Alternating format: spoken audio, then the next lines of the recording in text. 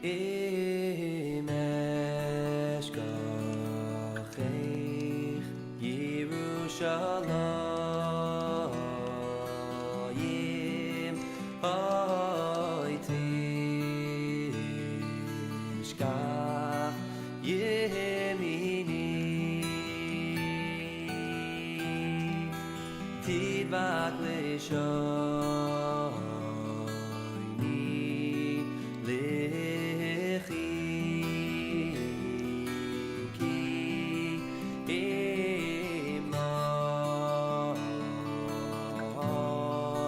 Eskirechi Im lo yaleh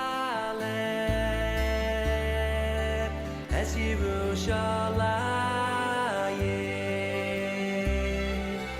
Harosh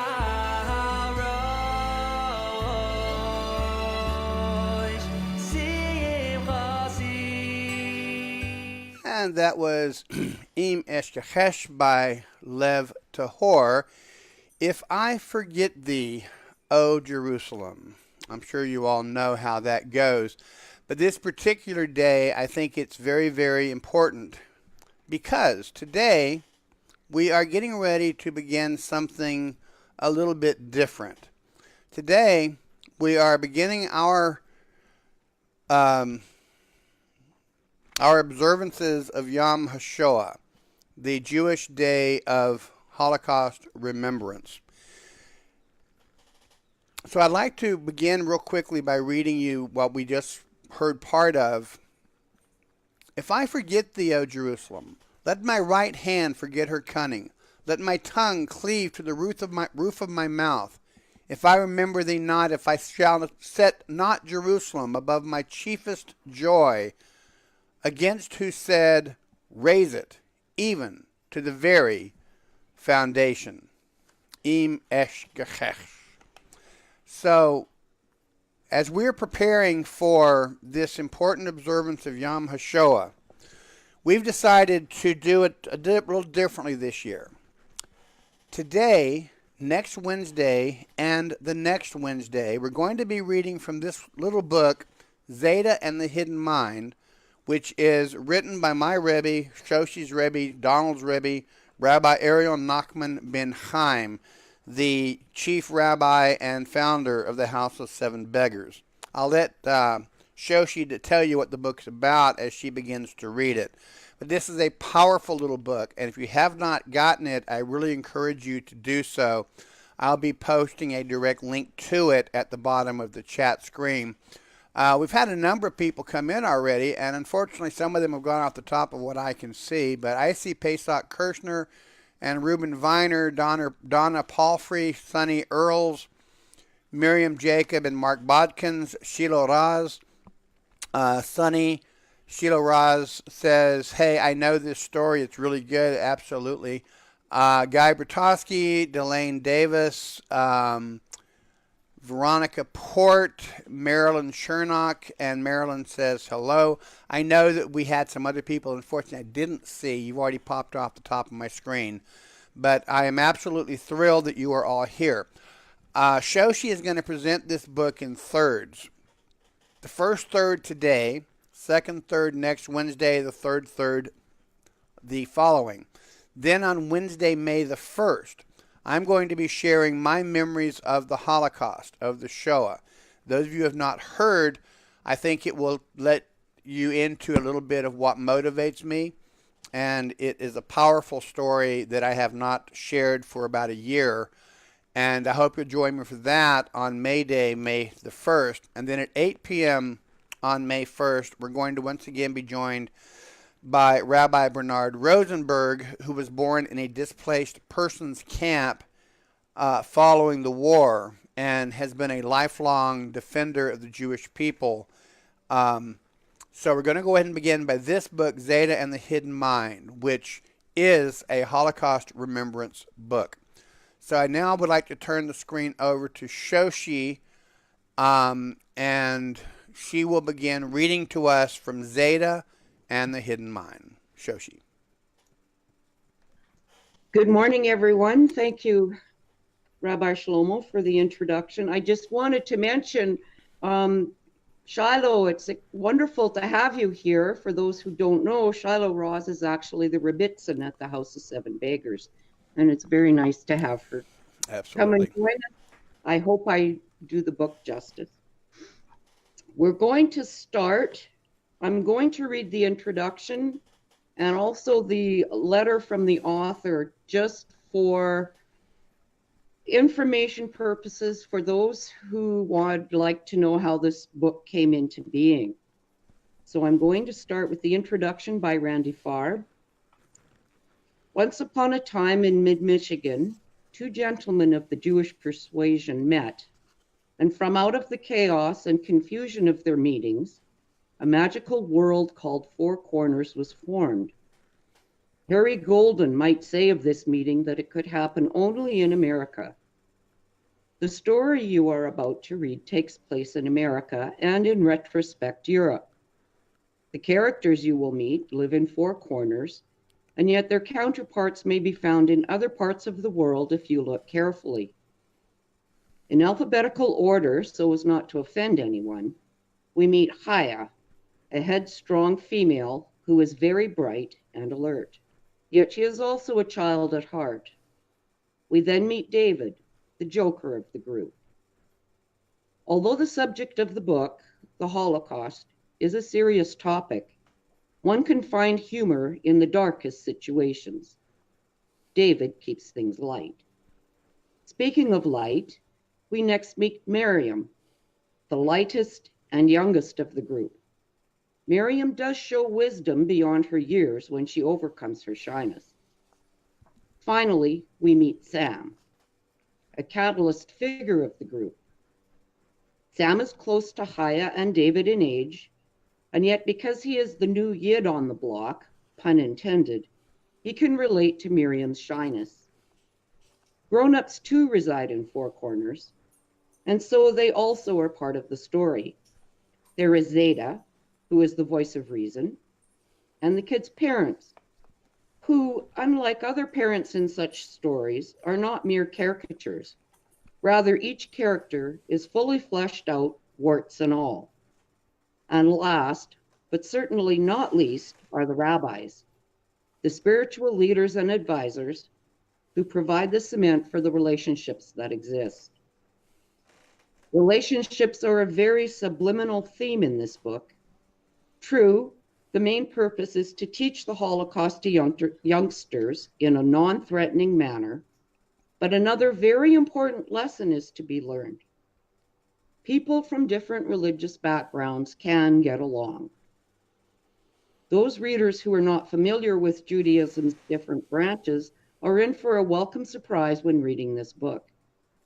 They won't receive an in-depth lesson on Judaism because, after all, that is not the book's purpose.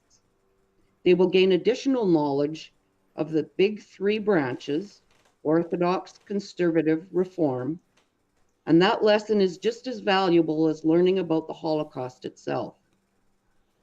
Because, according to some sources, if the main three branches had gotten along as well in the 1930s as the characters in Four Corners do, then perhaps the Holocaust might have been avoided. In conclusion, get ready for a roller coaster ride through history. Be sure to discuss the topics with your friends, neighbors, and family, and to paraphrase Harry Golden once more, enjoy, enjoy. Allow me to cut in here for just a half a second. We always appreciate everybody's comments on the broadcast, but this week what we're going to ask you to do is hold your comments and discussions until after the Shoshi finishes her reading. But please make a note, because we want to discuss this after Shoshi's reading is completed. I also wanted to say, and I forgot, Yasher Koach and Mazel Tov to the people of Israel for re-electing Prime Minister Benjamin Netanyahu. Shoshi, I apologize for the interruption, but I wanted to put those two things out there. Please continue. Okay, I'm going to read now a letter from the author. Dear parents and readers, in 2000 I was teaching second grade Jewish studies at a combined religious school for Congregation Beth Israel and Temple Beth El in Flint, Michigan. As part of the studies, I was to teach about the Holocaust, or Shoah, to these children to whom I had become very close. I was never so afraid to teach about a subject as I was of this one. I looked for books and other things that I could use that would give the children an idea of what the Holocaust was about without getting into all the horrible details.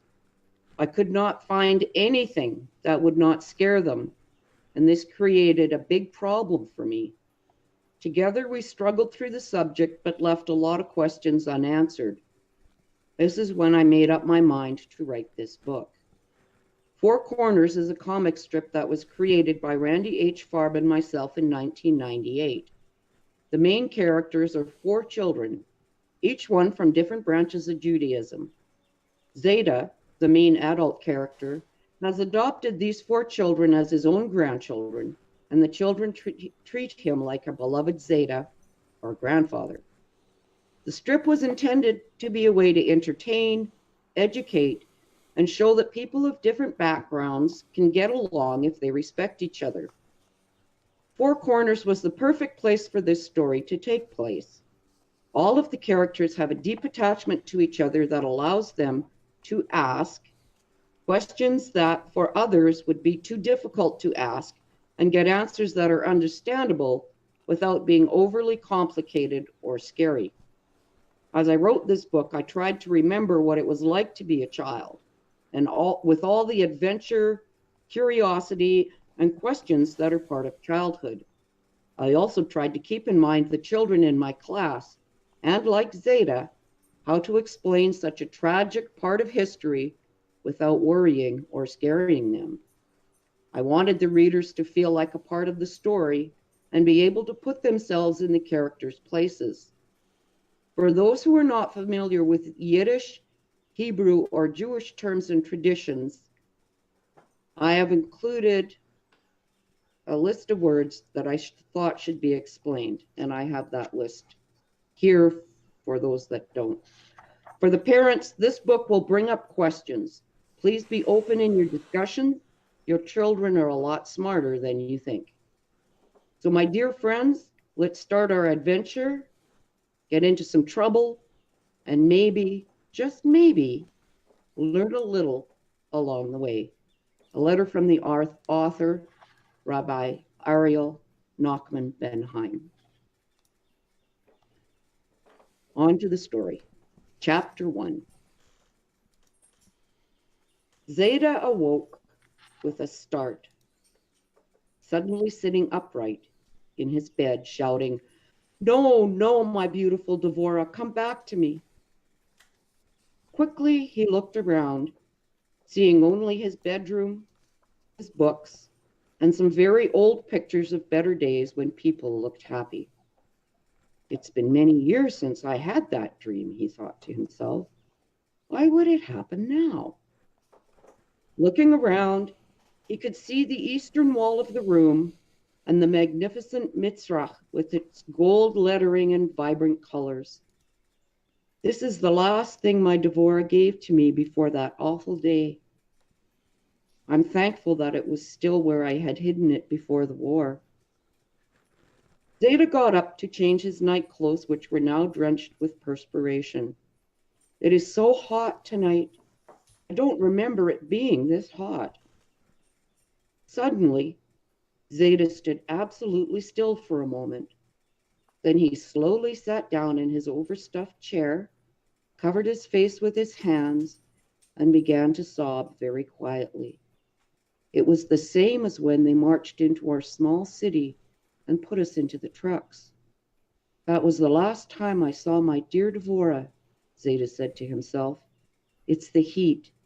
It must be the heat that made me have that dream of that terrible day.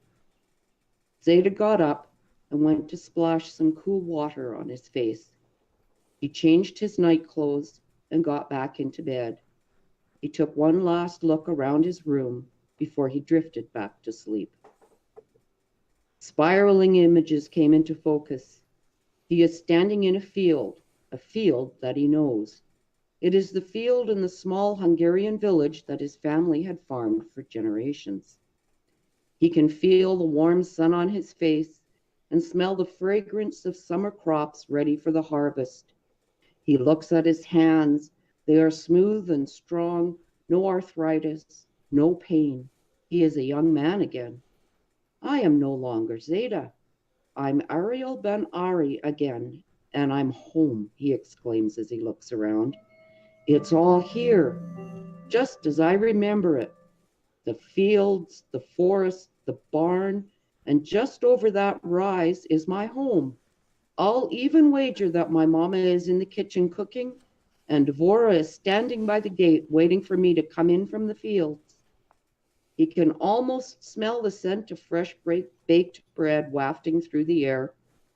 Potatoes, a little beef, fresh baked bread, and pie. I haven't been this happy in a long time.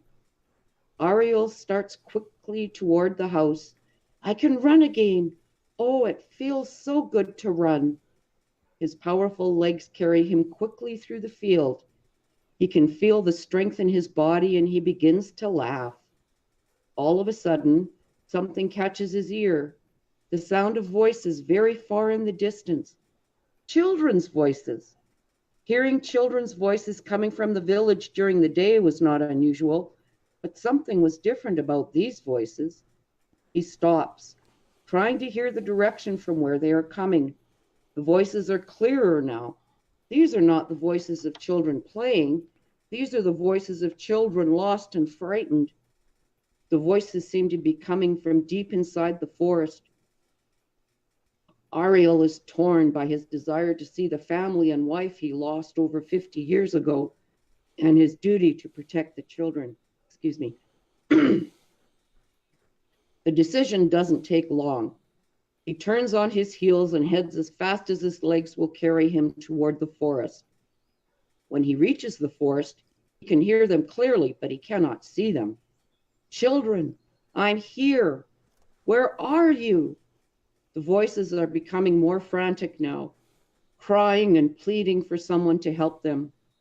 Aryel anxiously charges through the forest. His legs break through the thick underbrush with little effort.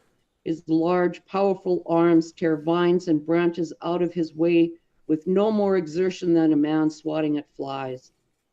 The voices are louder now. Zeyde, Zeyde, they call. I know these voices, he thinks to myself. These are my kinder. He calls out to them, Sam, Haya, Miriam, David, I'm here. Zeyde, Zeyde, the voices continue to cry out. Keep calling, children.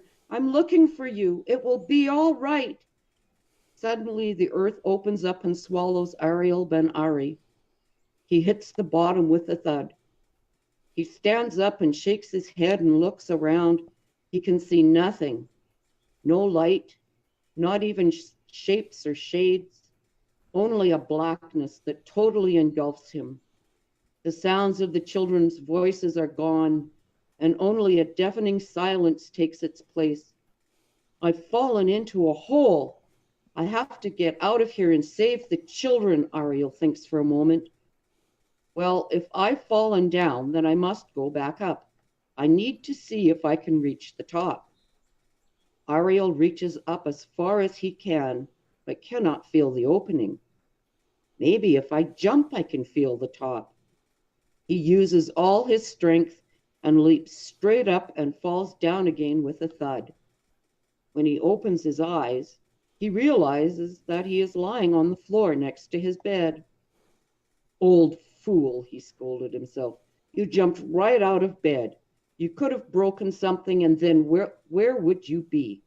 Just an old man lying on the floor with like a turtle unable to right itself. What a foolish sight you would be then. He was Zeyde again, and Aryel ben Ari had returned to the past. The sky was just starting to turn that deep purple color that announces the sun is preparing to make its grand entrance. Usually he would say the blessing when he woke and before he stepped out of bed, but he thought, lying here on the floor like a lump of dirty laundry is not a very respectful position to thank Hashem. He got himself up from the floor, brushed himself off, and said the blessing. He walked over to the stand by the window where the basin was, washed his hands 3 times, and recited the blessing, just as he did every morning for as far back as he could remember. He took a shower and dressed himself. As he inspected his talit katan before putting it on, meticulously untangling the tzitzit with his large fingers, he couldn't help but think of how very special it was to him. The children had given it to him for his birthday. They had come up with the idea and bought it using their own money. He worried that it was wear out because he wore it so often. He finished dressing and made his way to the kitchen where he prepared his one and only cup of coffee of the day. Doctors, he said to himself, always taking away the few pleasures left to an old man. He poured the coffee into an old cracked and chipped mug kept lovingly on the counter. People were always giving Zeyde new mugs, telling him to throw out that old, ugly, useless one. He always thanked them politely. Oops, sorry, I disappeared. I didn't realize that. They may no longer be handsome and strong, and they may be a little cracked and chipped around the edges, but they are comfortable and could still be useful. With his mug in his hand and a book under his arm,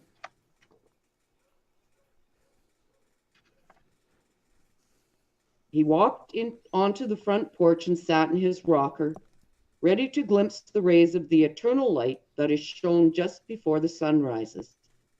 As the ray of the first light pierced the horizon, Zeyde sighed and said, "My dear Devora, here we are again.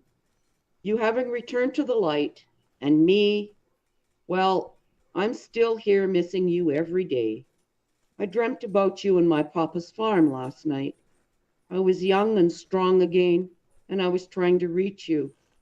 But as always, you slipped just out of my grasp." It was at that point that Zeyde thought to himself that it was odd that last night's dreams were still very clear in his mind. Usually the memory fades quickly with the morning light, but these dreams were still as memorable as if they had really happened. "Well, my dear, it's almost time for me to go to the shul for Shachrit. Remember that I love you." "He," Zeyde said, pointing up, "must have something planned for me to do, or I would have joined you long ago. When that has been completed, I will join you in the light, and we will be together, 2 halves of the same soul rejoined forever." He looked around and said, "Looks like it's going to be another hot one again today, and no sign of rain." Zeyde put down his cup and his book, gathered up his talit and tefillin bag along with his siddur, and walked down the street toward the shul. Chapter 2. Miriam Akbar, and for those who may not know, Akbar is Hebrew for mouse, and Miriam is a mouse. Haya Hatul, and Hatul is Hebrew for cat, and Haya is a cat. David Kelev, Kelev is Hebrew for dog, and David is a dog. And Sam Senai, and Senai is Hebrew for squirrel, so naturally Sam is a squirrel. We're the best of friends. It seemed that you never saw one of them without the others nearby.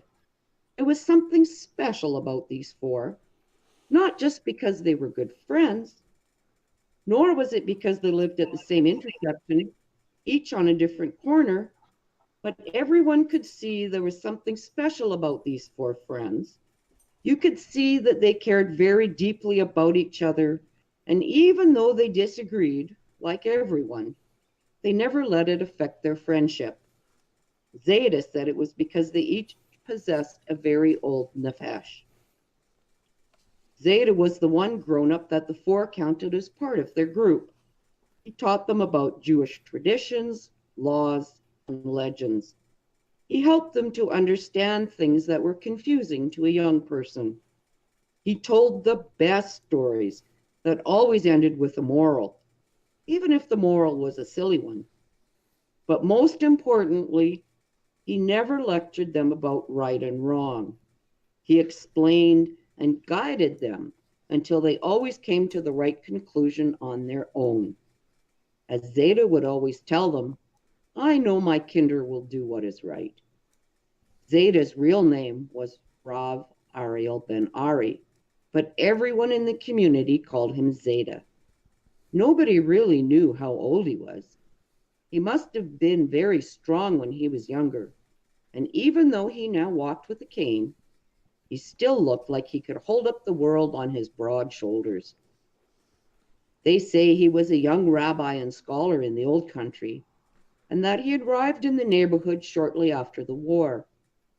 Rabbi Zafir is Hebrew for goat, Rabbi Zafir is a goat, who was Zayde's oldest friend, knew him in Hungary.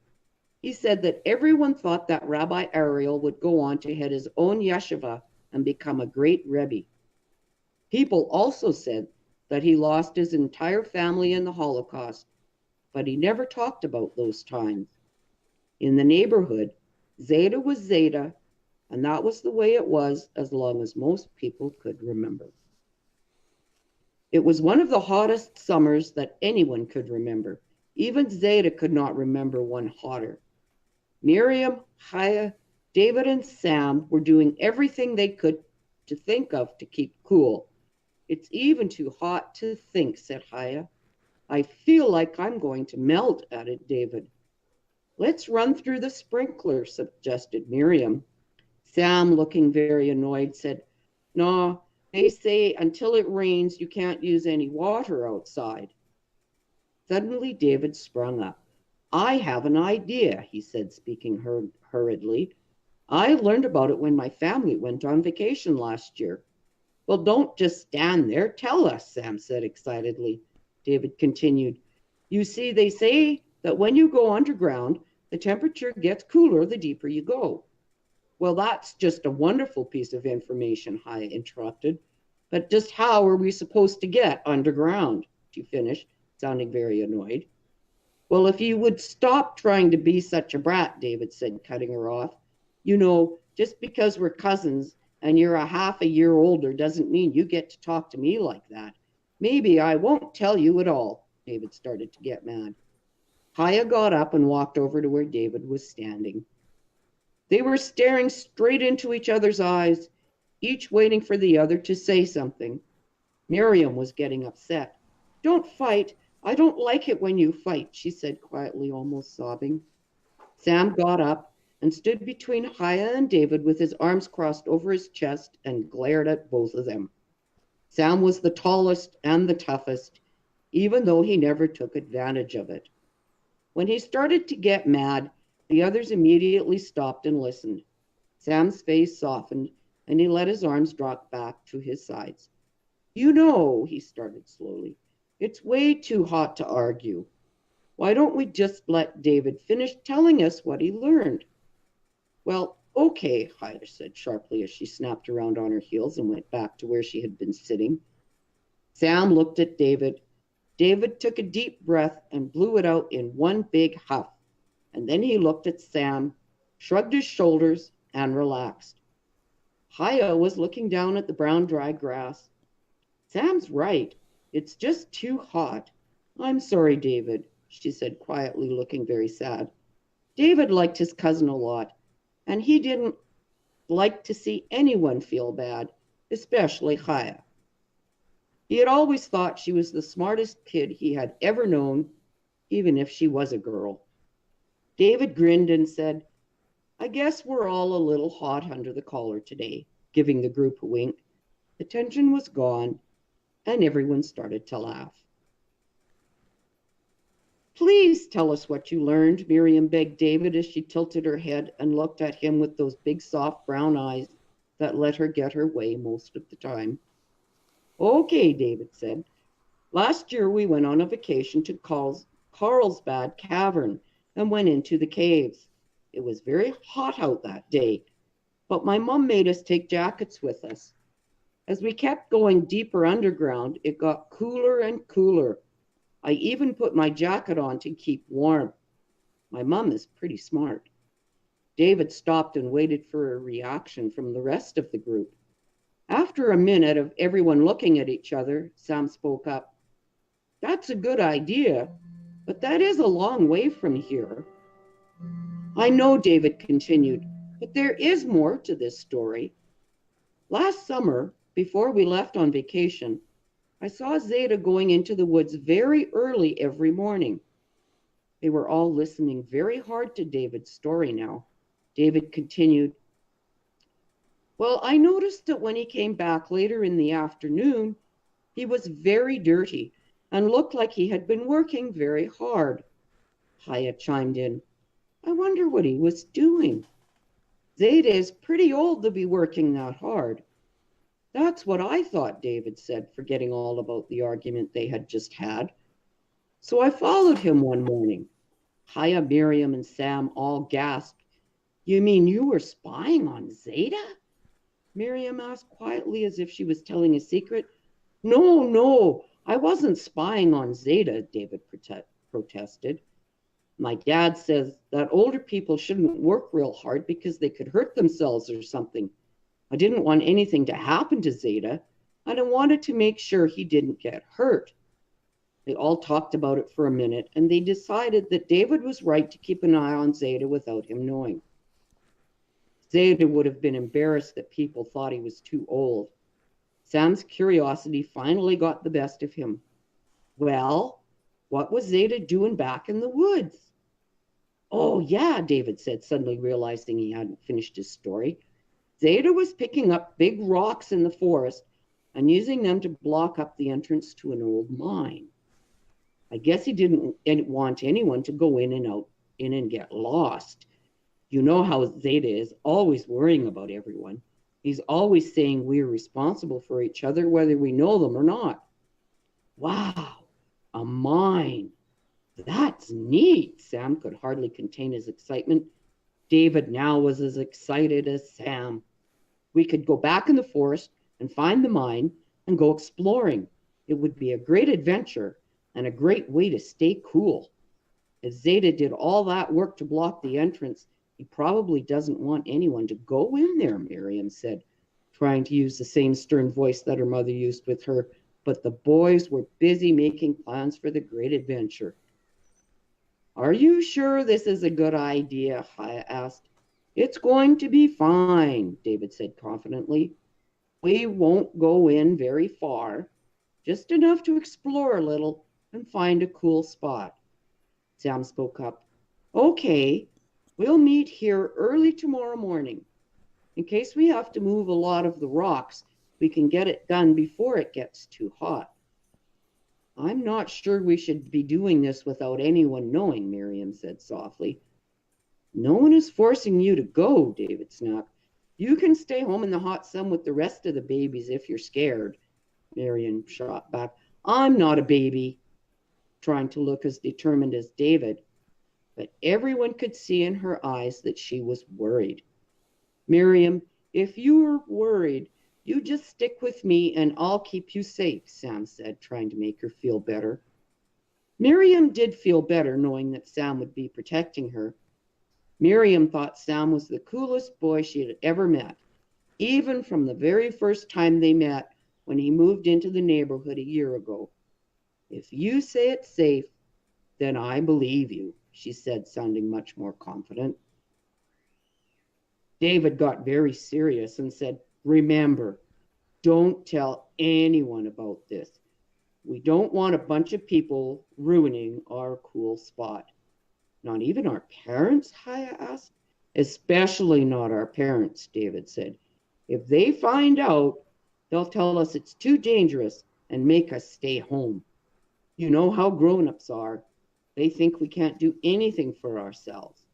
Just tell them that we're going on a picnic and we'll be home for dinner. It was starting to get dark. So the four friends went home to prepare for the big day. Sam and David were very excited and talked about what to take and what they might find in the mine. But Miriam and Haya were still worried. As they each went to bed that night, it was still very hot, too hot to sleep. Sam and David still had thoughts of finding gold and treasure in the old mine.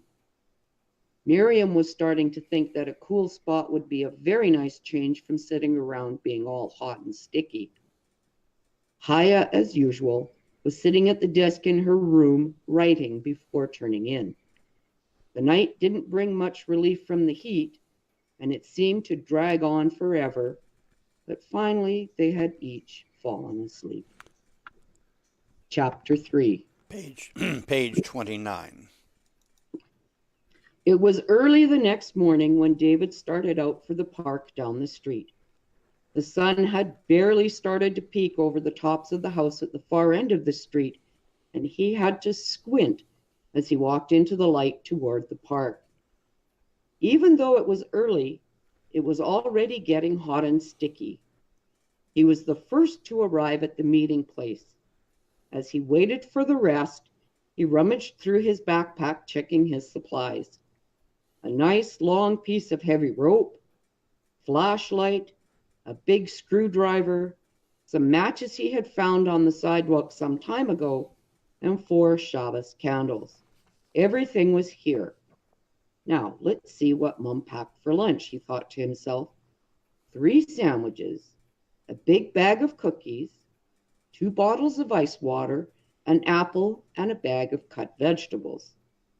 Mom can be pretty cool when she wants to be, he said out loud, looking into the bag. But it just wouldn't be Mom if she didn't put in those vegetables. What did you say? A voice said, causing David to jump and look up. The sun was still low enough that it was in his eyes, and all he could see was the outline of someone walking toward him. David shaded his eyes, and as the figure came between he and the sun, he could see it was Sam. Were you talking to me? Sam said with a smile. No, I was just checking out my lunch, David said, looking back into the bag. He noticed something sticking out from behind the bag of vegetables.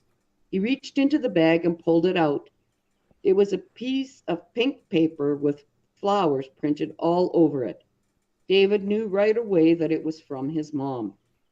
Dear Boofer, it started. His mom called him Boofer for as long as he could remember, and he hated it. You and your friends have a wonderful time at your picnic. I packed some extra in case someone forgets to bring a lunch. Have a good time and try to stay cool. Love you, Mom. What's that? David asked, looking at the paper. Nothing, David said as he quickly shoved the note into his pocket. If it's nothing, why are you turning red?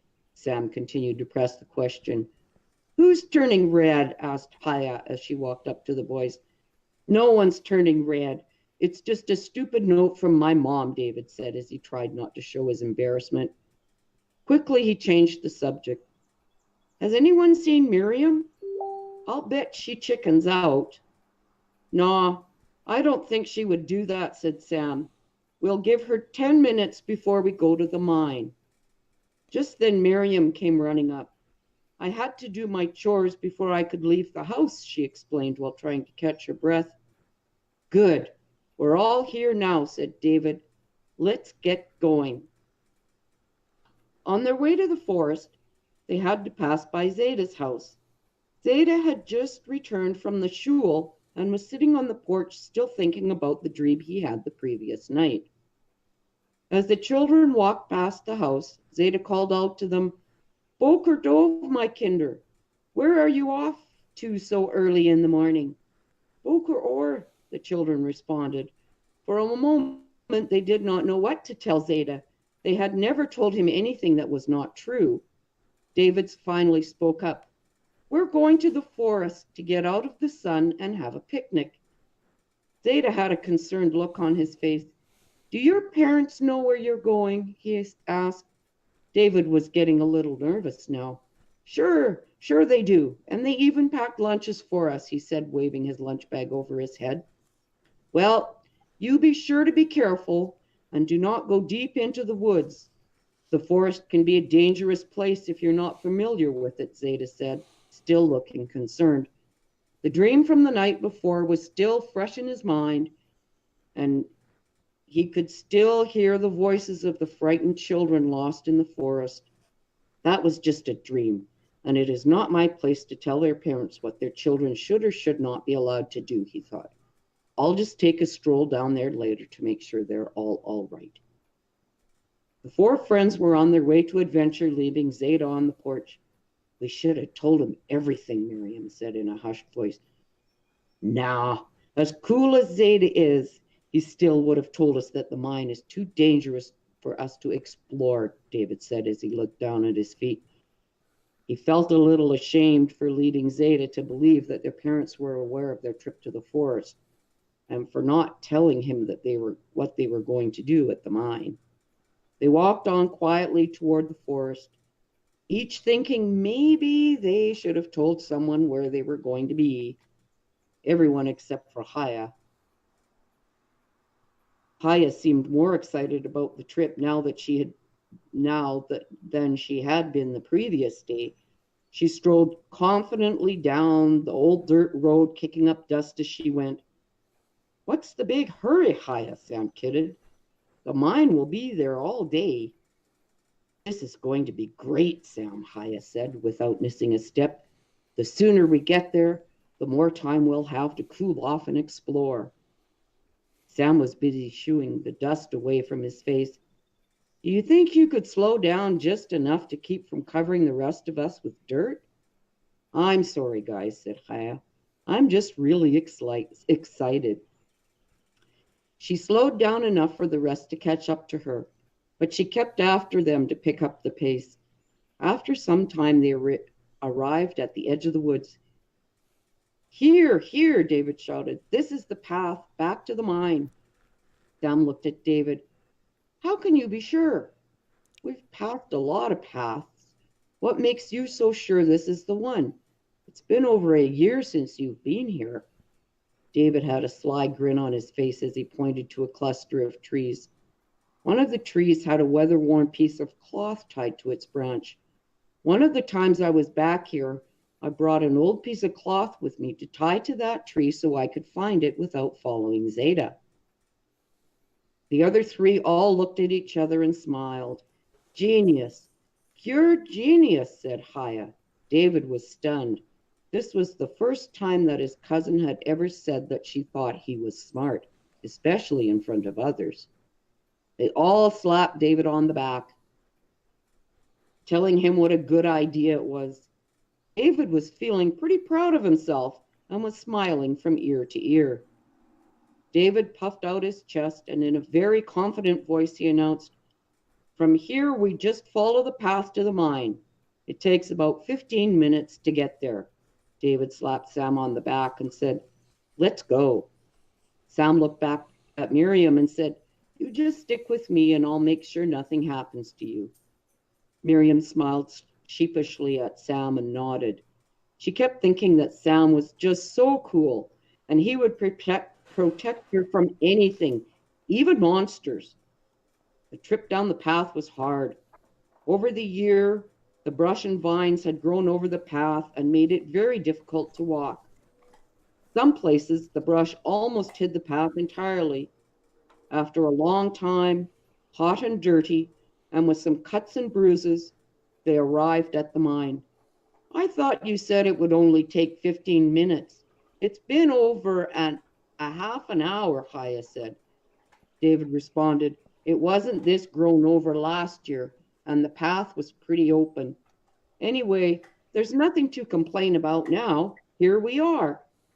Even Chaya's little poke about the time didn't make him feel any less satisfied at his accomplishment. There they stood, looking at the walled-up mine. It was immense. How were we ever going to get through all that? Miriam said, sounding defeated already. It's a pretty big job, all right, Sam said, giving Miriam a wink that made her smile and giggled. Let's get started, David said. Let's just slow down for a minute and think, Haya said as she surveyed the wall intently. My dad always says to work smarter, not harder. Now let's see here. Everyone watched as Haya looked over every inch of the wall. She poked at places where stones came together, felt where air was escaping, and looked at the ground around the entrance. The rest were starting to get a little impatient with her inspection that seemed to be getting them no closer to the cool air that they sought. This one, she exclaimed. We start with this one. She stepped back, waiting for the approval of her companions. All she got was 3 very puzzled looks. If we pry out this loose one here, some of these other rocks will just fall out by themselves. The more rocks that fall out, the fewer we have to try to move ourselves. Sam, David, and Miriam looked at each other and nodded in understanding. Haya crossed her arms in front of her and gave them a quick, satisfied nod of her own. Sam and David found some very large tree branches and started to pry at the rock. After a minute, back hard, and they both tumbled to the ground. Those rocks could still, Sam was saying, when crash. 2 more rocks fell right where David had just had his head. David and Sam sat there on the ground with their mouths and their eyes wide open in shock. We have to be very careful back there, Miriam said very worriedly. No one knows where we are, and if anything happened, they wouldn't know where to come looking for us. Sam and David were still sitting on the ground in shock, slowly shaking their heads yes. Sam still had a firm grip on David's shoulder, and David whispered to Sam, I think it's safe now. You can let go. Sam quickly let go. Sorry, he said. It's okay, David said, rubbing his shoulder. Thanks for keeping my head from being smashed like a pumpkin. They were both still a little shook up by the near miss. Hey, you guys, come here. Haya was standing off to the side of the hole they had just made, slowly passing her hand up and down in front of the hole. Feel this. She had an excited tone to her voice. They all gathered carefully around the hole and felt. It's cool, Miriam said.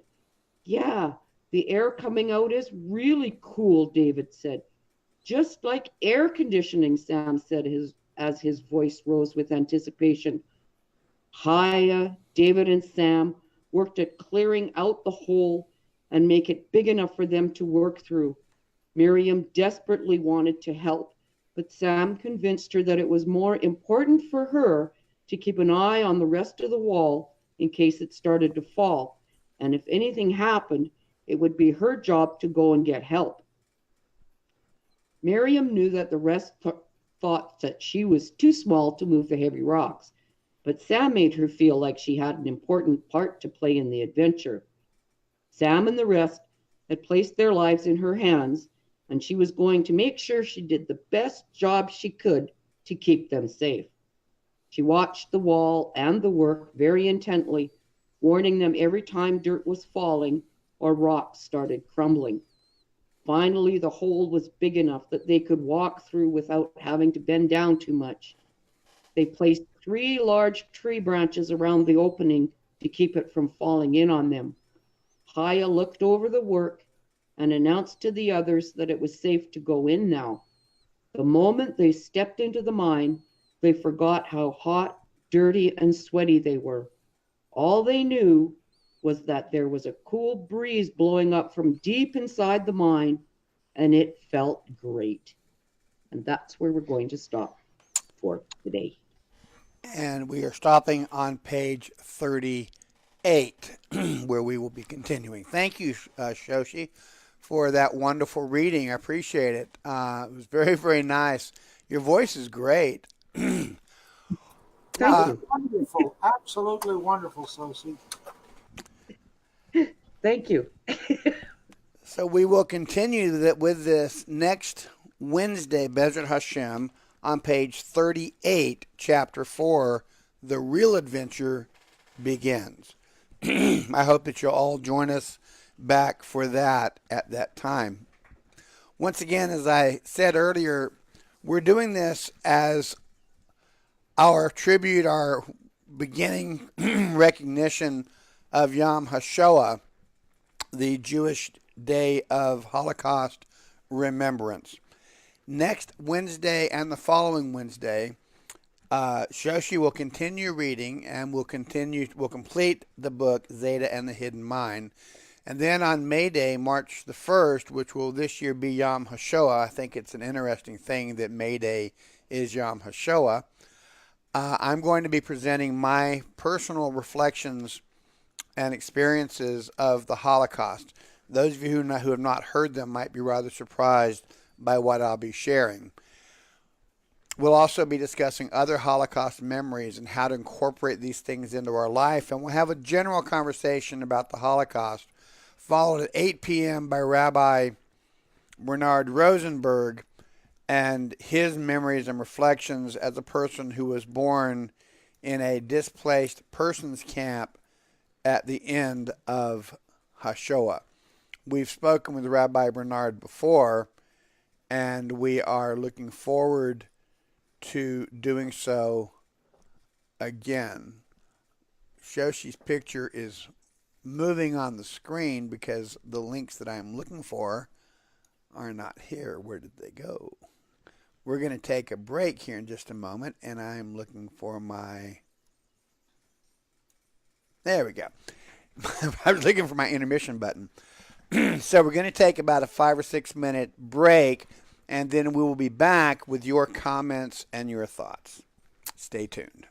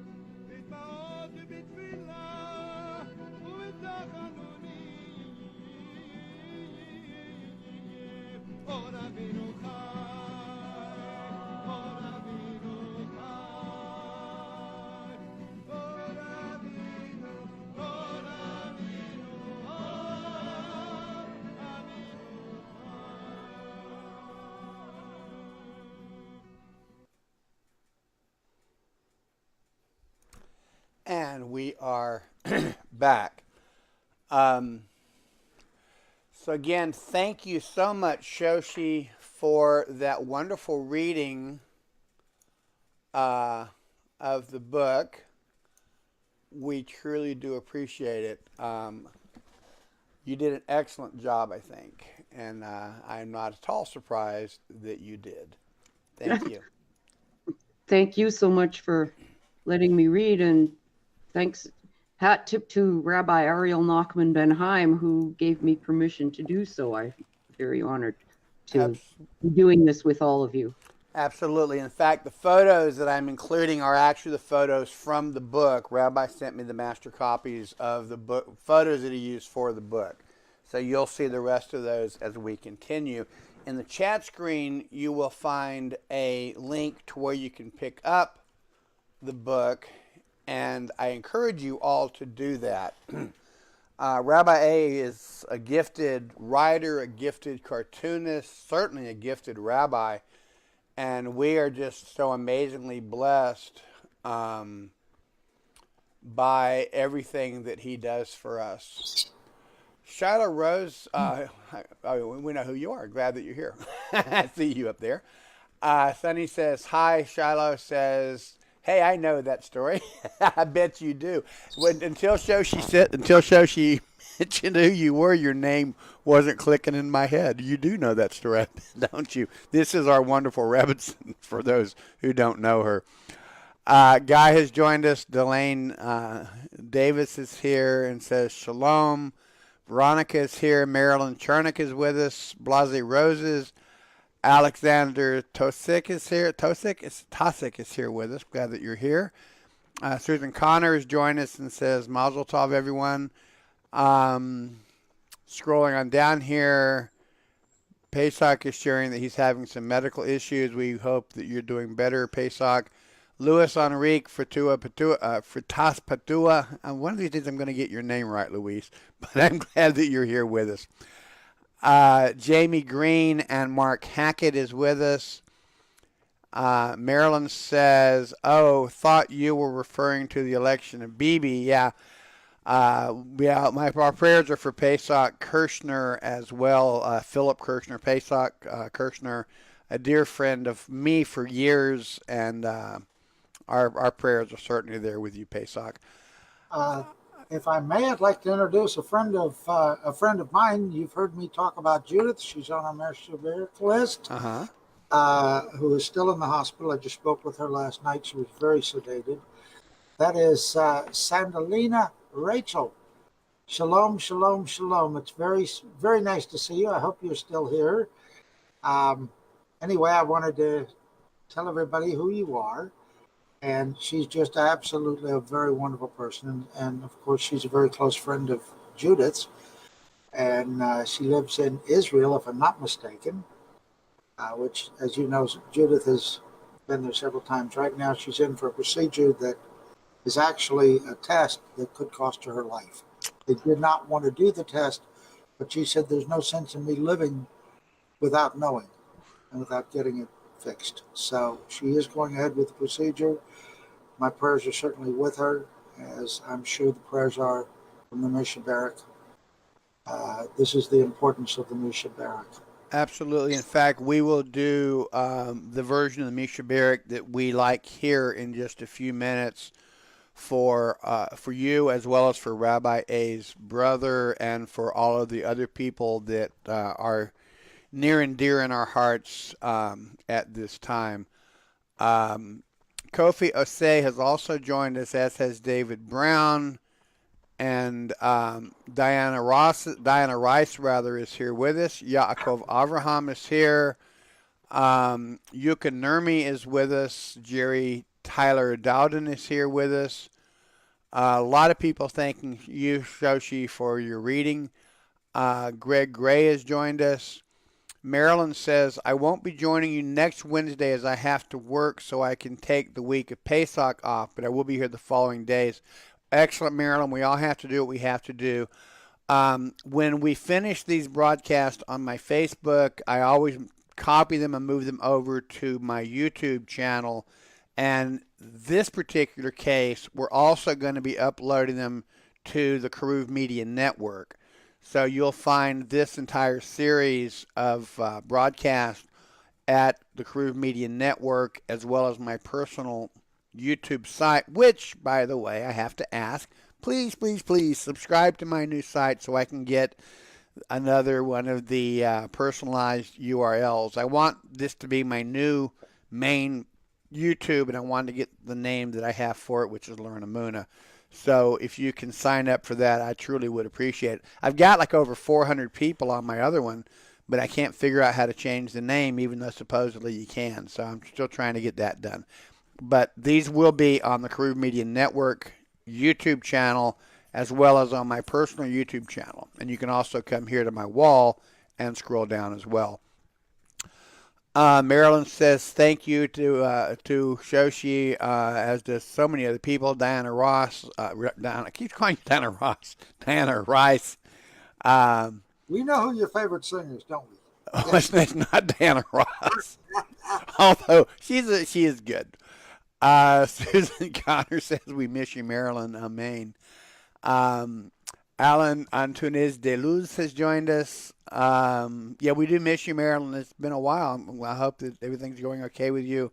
Our prayers are absolutely always with you. At this point, in fact, why don't we go ahead and do our Misha Barak?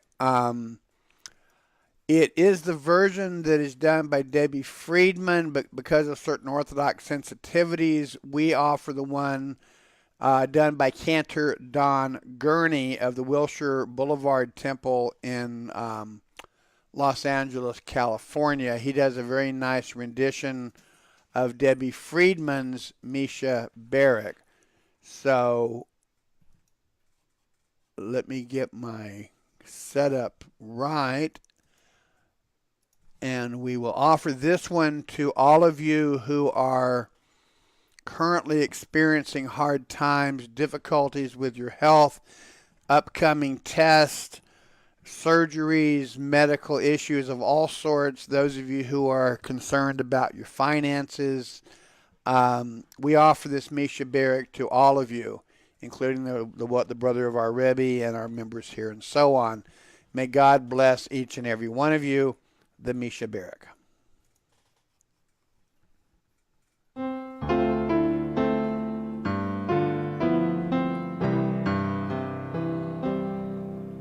Misha Barak Avotenu Mekor HaBracha Avotenu.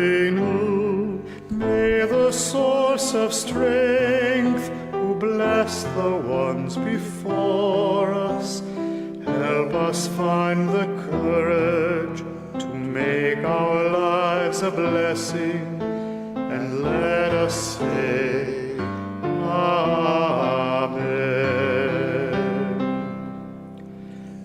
Yisheberach imotenu v'kol habracha l'avotenu. Bless those in need of healing with refuah shlema, the renewal of body, the renewal of spirit, and let us say Amen.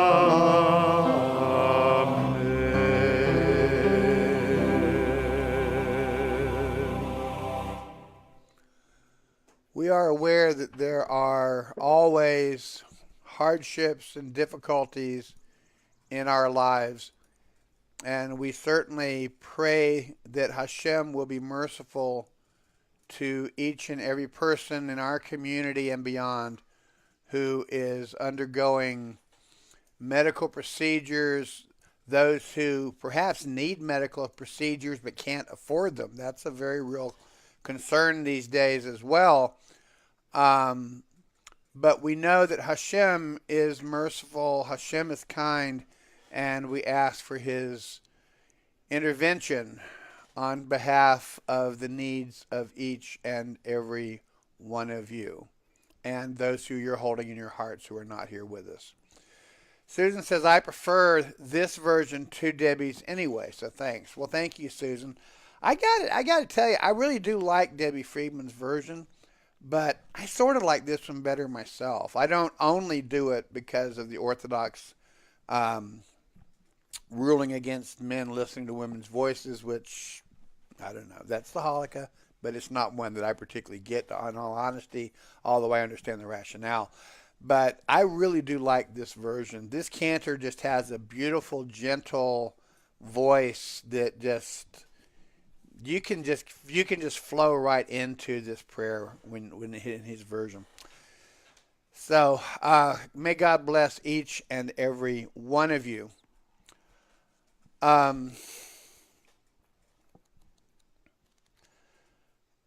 We are approaching a number of important things today. Prime Minister Netanyahu, as of 20 minutes before we started this at least, has still not been officially recognized as the new or the continuing Prime Minister, but I called it late last night when a couple of good friends of mine who work in Moshe Feiglin's office sent me a couple of confirmations that in their opinion he had already won. But there is still the red tape and there's votes to be counted. It's like 99% counted now. Like in the United States, sometimes it takes a while for things to get official. But I think we can safely say that Prime Minister Netanyahu now has a fifth term as Israel's prime minister, making him the longest running prime minister in modern Israel history. And we congratulate him on his victory. One thing that was interesting was yesterday everybody kept saying how close the race was. Now that it's pretty much over, I was told that strictly by the numbers of the unique way that the Israeli government works, this was actually a bigger win than he had the last couple times. So not only did he win, he did not squeak it out the way many of us thought, following simply the numbers from an American kind of a headspace. So to my Israeli friends, congratulations. I hope that you were supporting him. If not, you've got him for another term at least. And in my opinion, congratulations to Israel on making a wise decision. We have glitched out a couple of times while Shoshi was reading, and they just did it a second here, but I haven't seen anybody commenting, so I don't think we've had too many technical problems. We do get those sometimes, though, especially here on Facebook. Sandalina Rachel. What did you say her name was, Donald? Sandalina Rachel? Sandy is what you called her? Yes. Sandy. Well, as long as you don't call her late for something. No, I got you. Sandalina. That's a beautiful name, Sandalina. Boy, that just really flows. Beautiful Sandalina. person. Yeah, Even I love your name. has advised us that she is also a very sweet person. Right. Yes, I've heard from her mother as well. Well, she says amen and amen, and thank you for a beautiful reading, Shoshi. Sandalina, I hope that you don't make yourself a stranger. You're welcome here anytime. We do 4 public broadcasts a week and 1 hangout broadcast a week. You're welcome to join us anytime. Marilyn says yay. I'm sure about Prime Minister Netanyahu. I'd love for Judith to be able to join us. Unfortunately, Judith Latham. Don't give out personal information here. She's in the hospital. No. Okay. We need prayers for her. Okay. Yeah. I'm not going to give out personal. Okay, well, it sort of sounded like you might be fixing to tell something about her personal life, which would make sense among friends, but on the internet, not so much. No, she's Yeah. a very, very dear friend. Okay. Very good. Yeah. Brings tears to think of her condition. So she does Yeah. need our prayers. Absolutely. Do you know her Hebrew name? Do you know what? I don't. Maybe Sandalina does. I don't Okay. know. If you would like to share that, Sandalina, you can write it in the chat screen. I will leave that at your discretion. Hashem, however, knows who she is. So I think a lot of times the adding of the mother's name, the way we formally do these things, it's nice tradition, but Hashem knows who we all are. And we join you in prayer for a complete healing. And, we know that hard things happen. Life has its up and downs, and life can be very difficult. But as Breslovers, we're absolutely convinced that everything that comes into our experience comes from God. And therefore, everything that comes into our experience comes for our personal good as well as for the collective good of the Jewish people, which means the collective good of the entire world. And so for the seemingly positive and the seemingly negative things that happen, we all say, Baruch Hashem. Yehudit Bat Miriam is her name. So, Shoshi, if you would put this name, I think actually Donald said he may have already given it to you. I think I did. I do know that's the name that I had posted at the hotel by a friend of mine in Israel. Okay. Shoshi handles the Misha Barak list for our synagogue, and then my personal Misha Barak list, I basically take off of the ones that Shoshi sends me, and then I add my own to it. So, Shoshi, if you'd be so kind as to add Yehudit to our list, that would be awesome. We would appreciate it. So, Yasher Koach, congratulations, Mazel Tov to Netanyahu and to the people of Israel. We do know, and I do not want this to turn into a political thing, but we do know that Israel, with the re-election of Prime Minister Netanyahu and with the Kirchner plan that may be shortly released as a recommendation to Israel, is going to have some difficult decisions to make. And I don't want to go into those right now here, but we all should bear in mind prayers for Israel as the upcoming weeks and months are dealt with, as well as our own situation here in the United States as we prepare for our elections. So may Hashem be merciful to us all. May the people of Israel and the people of the United States merit righteous, or at least just, or at least less offensive, pick your favorite forms of government. We truly do seek Hashem and His mercy to give us what we need, maybe rather than what we want, what we need rather sometimes than what we deserve. Shoshi says she will add her thank you, Shoshi. Appreciate that.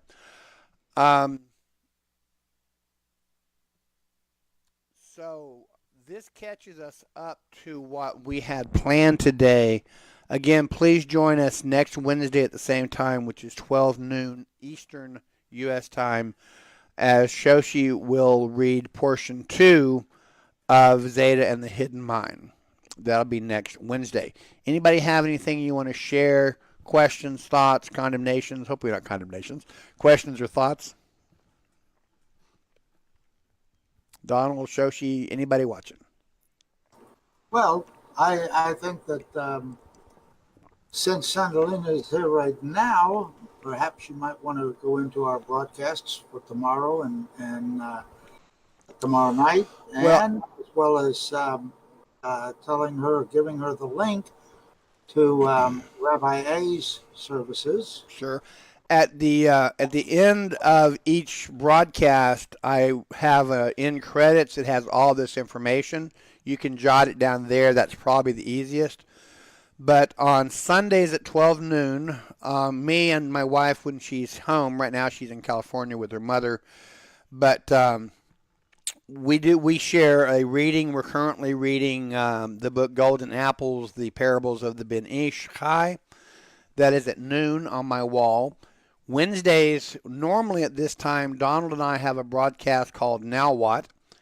And that will again be continuing next week with Shoshi's second reading here from Zeyde and the Hidden Mind.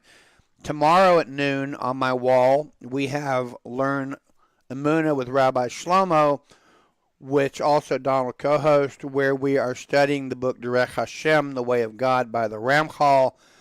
I was debating canceling it tomorrow because of the holiday, but I think I'm going to go ahead and just do it. We'll just continue with our study of Derech Hashem tomorrow like normal. Thursday evenings at 8 p.m., same thing. We have a broadcast focusing on Noahides. We're going to go ahead and continue that one. We are currently studying a piece that I'm in the process of writing, which is an introduction to the Noahide path and how Noahides, which is to say non-Jews who worship the God of Israel according to 7 specific laws, can further their experiences. So that is 8 p.m. U.S. Eastern Time every Thursday at 8 p.m. And then on Fridays at 8 p.m., our House of Seven Beggars, which is the first, and I think maybe even still, but certainly the first full, complete online synagogue. In other words, we don't have a brick and mortar shul. We are a full, complete online synagogue. We have our services every Friday evening on the Karuv Media Network. Veronica or someone else, if you would post a link to that, that would be great. I would appreciate it. Veronica is great at getting links going for us. The Karuv Media Network, you can watch Friday evenings at 8 p.m. I personally lead the services every Sabbath prior to a Rosh Chodesh. So this coming Sabbath, the other Sabbath, Sabbatot, Rabbi Aryel Nachman ben Chaim leads, and he'll be leading it this Sabbath. And then Sabbath morning at 10 a.m. Eastern Time, we have our Shacharit and our Shacharit services. So you're welcome to join us at that. That's essentially our schedule. Sunday evenings from 6 to 7:45 or so, we have a Google Hangout only chat. We call it the Fireside Chat. Basically, it's just a free-for-all, friends of the yeshiva, friends of the synagogue, friends of my website, learnamunah.com, friends of this Facebook page, and we just sit around and have a private chat. You have to be on our Hangout list for that one, so PM me your Hangout address if you'd like to be added. Then from 8 to 9:30 or so, Veronica Port leads us in a group called All Heart Crafts, where people create different crafts that they then distribute to other people as offerings of love. They have made bracelets, paracord bracelets. They've made lap robes. They have made pictures. Kelsey Lynn paints these beautiful pictures. And Veronica, I think, is also doing some painting too.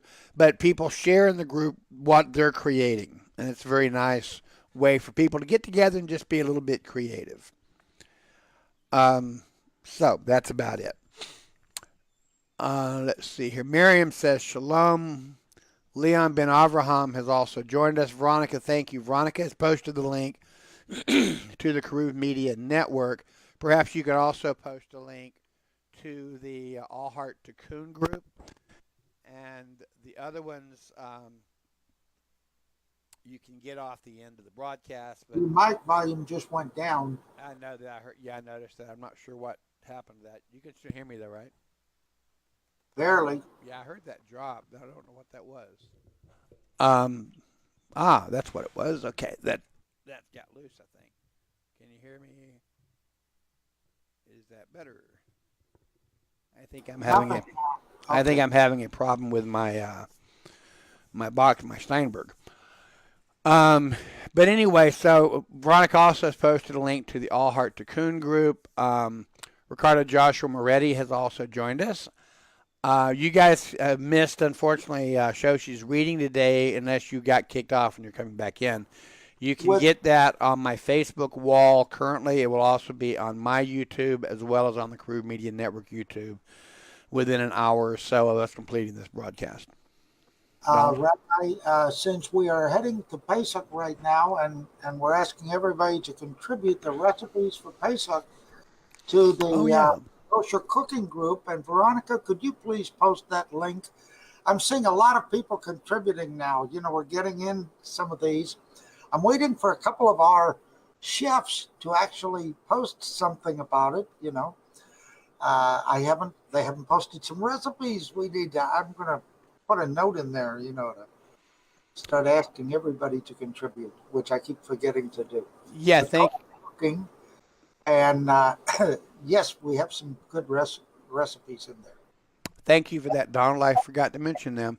I'm looking over on the House of Seven Beggars webpage, and I'm not seeing announcements about Pesach yet. I know that Rabbi's been very, very busy and has had other issues coming up. But my understanding is, and perhaps Shoshi or someone can correct me if I'm wrong, that the House of Seven Beggars will be doing second night Seder, which I'm assuming will be at 8 p.m. This is something Rabbi A normally does. I'm assuming we're doing that this year. David and Kat and I are planning on joining it here at my house, so hopefully that's right. Shoshi? I haven't heard anything formally yet, but I'm assuming that he's going to be doing it as he has done in the past. He will be broadcasting the second night Seder. It usually starts a little bit earlier than 8 o'clock. Okay. Just because of the length of it. But what the actual time is off the top of my head, I'm just not remembering. But once I get that information from Rabbi A, I will be setting up an event for it, sharing it, posting it here, there, and everywhere to let everybody know. Great. Thank you for that. Yeah, we still have a while to get before we get there, before Pesach. For those of you who don't know, if you send Shoshi a friend request and let her know, she'll be happy to include you in the notifications that she sends out. You will that way get a Facebook notification of everything that I offer and everything that Rabbi A offers, along with are you going interested, yes, no, or whatever. And that will also give you all the relevant links and that sort of thing. So be sure and check with Shoshi. Once I know for sure when Rabbi is, or what the House of Seven Beggars Pesach schedule is going to be, I, of course, will be posting it, and I'm sure Rabbi A will be doing the same on his Facebook as well as on his website. I'd like to mention one more thing, and that is, and Veronica's going to shoot me, but we need Veronica, the newsletter, that she does every month for us. Mm-hmm. If she can put that in so the people who are not receiving it can receive it. She covers all the cost of the email and sends it to you and everything. She does. It's very informative. It's wonderful.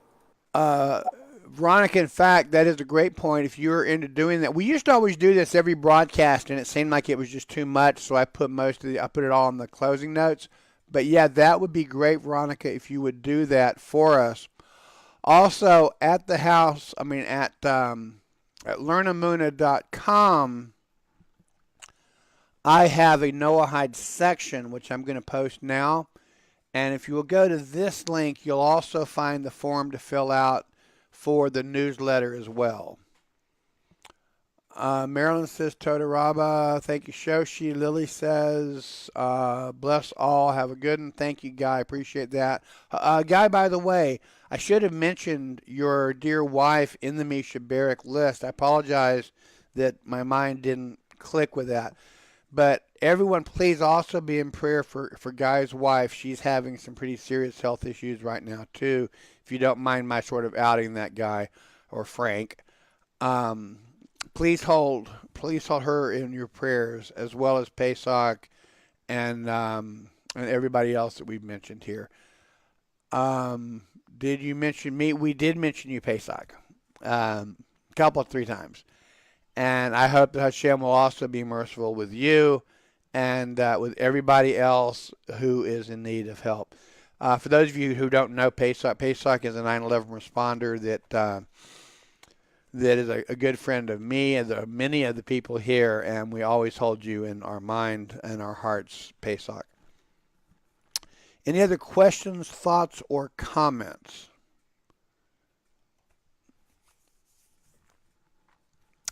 All right. I want to thank you all for watching us. And I hope that you'll come back tomorrow at noon for our Wednesday broadcast. And then next Wednesday, for our Thursday broadcast, rather. And then next Wednesday as Shoshi continues. So thank you all. May God bless you. May God keep you. And may God cause his face to shine evermore upon each and every one of us.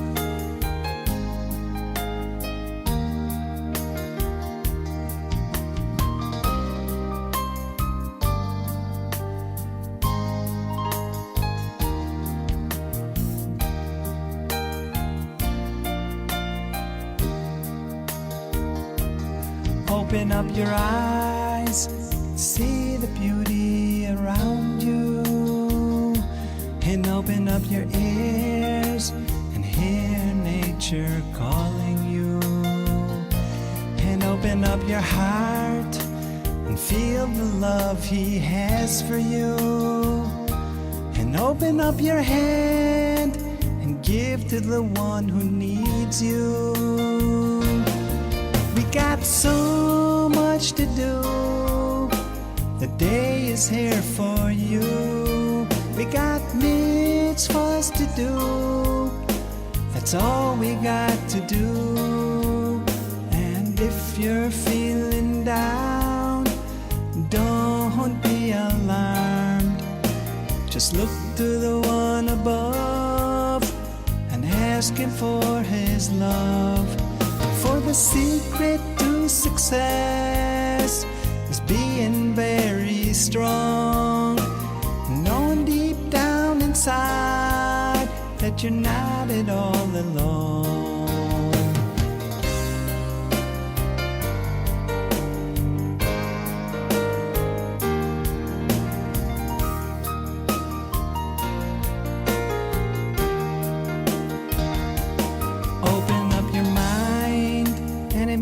With infinite wisdom, and open up your spirit and catch its inspiration,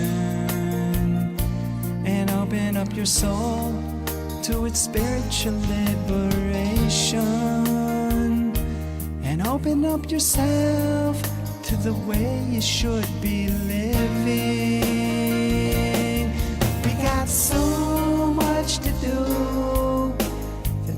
Is here for you. We got mitzvahs to do.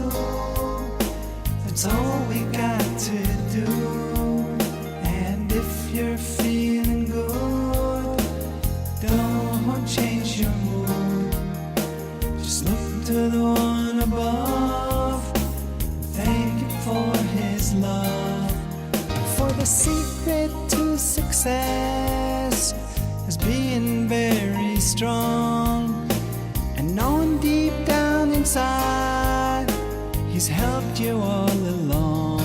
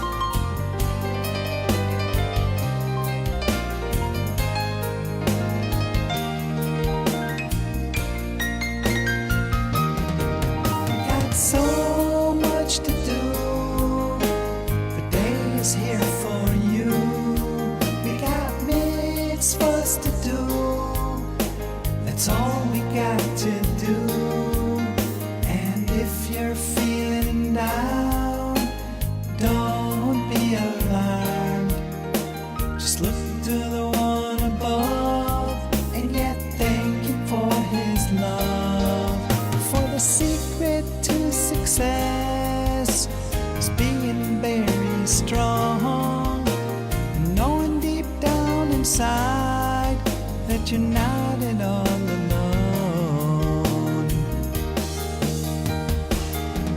Open up your eyes, see the beauty yourself to the way you should be